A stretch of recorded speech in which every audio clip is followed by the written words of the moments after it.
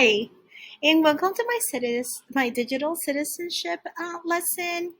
I try to incorporate this into the importance of learning a world language. So, for my lesson, the first thing we're going to do is have the question. This is for sixth grade. So, why is it important to you to know a world language?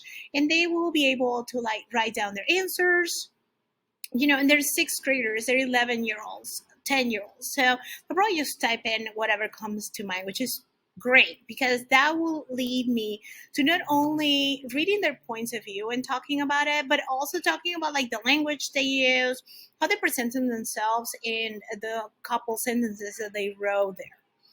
So after we discuss that, we will move on to the next, which is kind of like my lesson, like global exploration, okay, in world languages. So we'll talk a little bit about like how many languages are in the world.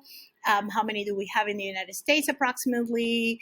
Where's, like I teach Spanish, so where Spanish stands in all of this. So then we have the objectives there. And then for my first activity is we will look up how to say hello, goodbye, please, thank you, like simple words like that in other languages, but not only how it is pronounced, but also the gesture that goes with it. Okay, because not always the gestures that we use in some countries are acceptable in others. Everybody has their culture. So language, communication, culture is all entangled in.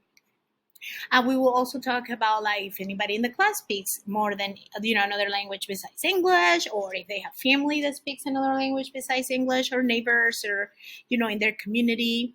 Then I do have some videos to show them where the greetings and maybe conversations and things like that, and what is acceptable in cultures and not. So the videos are already embedded in there. And then for my closing, I like to show them some of the words, simple words that we can memorize real quick, and then how to say them in other languages. So then after that, we will move on and I will show them the actual digital citizenship on safety that I created for this class. And I posted there for them to see.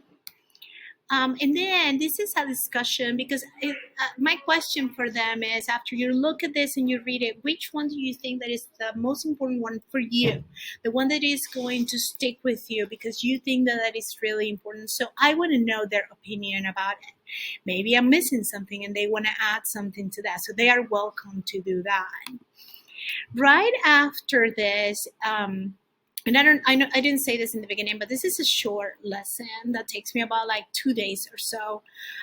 Then after that, they will have, oops, okay, it's egg puzzle with questions. And I don't know if it's going to let me log in because I am in the student view, so you could see, yeah, maybe not. But anyways, so they'll have an egg puzzle about digital safety. In the digital world, and it's about 4 minutes. It's like 7 questions, and it's towards teenagers. So I thought that that will be a really good activity for them to do. And then right after that, they'll have like a little quiz of things that we have talked in class, and I actually created the quiz. And I don't know if it's going to, it is loading. Perfect. So it's multiple choice. So it won't be, there's no time limit. They can retake it if they want to.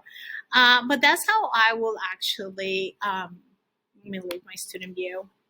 Like I will actually integrate this digital safety into my actual everyday lesson, because it is true. Kids do need to be able to kids need to be able to know what is acceptable and what shouldn't, because once it's out there, it's always going to be out there, and I tell them that all the time. So that is all for me, and thank you